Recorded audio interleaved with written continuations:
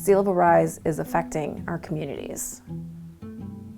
Here in Virginia, there are two really clear examples. The first is Tangier Island. That island is disappearing. The community that lives on the island is slowly getting just ignored and displaced by sea level change. In order to save our coastal communities or mitigate against the threat of sea level rise, we have these models that we make to project forward. We figure out what sea level is doing today, what it's done in the past maybe 10, 15 years, develop an equation to describe that, and then run that equation forward in time. And that's how we come up with sea level projections.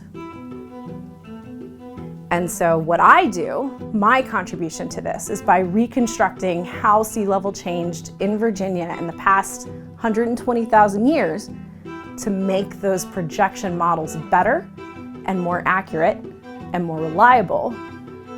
And that in turn will help us create better policies, better plans, come up with better strategies for mitigation, better strategies to help protect and serve our coastal communities. To study how sea level has changed, we go out and we collect what are called sediment cores. And what that is basically a tube of dirt. So we take a tube, just like a straw, and we hammer it down into the ground, and then we pull it back up, and you get a perfect little straw full of the dirt that's under the ground, not just the grassy part where you're standing, but what's underneath it.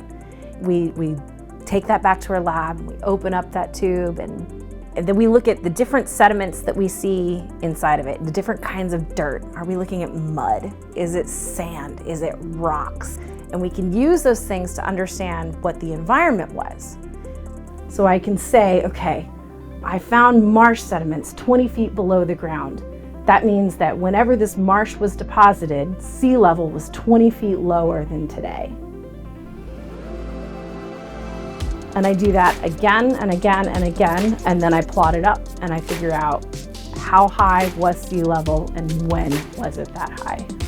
So these sea level projections or these sea level predictions that we have for the future are based on all these assumptions. And if part of my work can make those assumptions more clear, if my work can allow us to make those predictions better, then I feel like I'm helping our coastal communities by giving them better tools to make better decisions.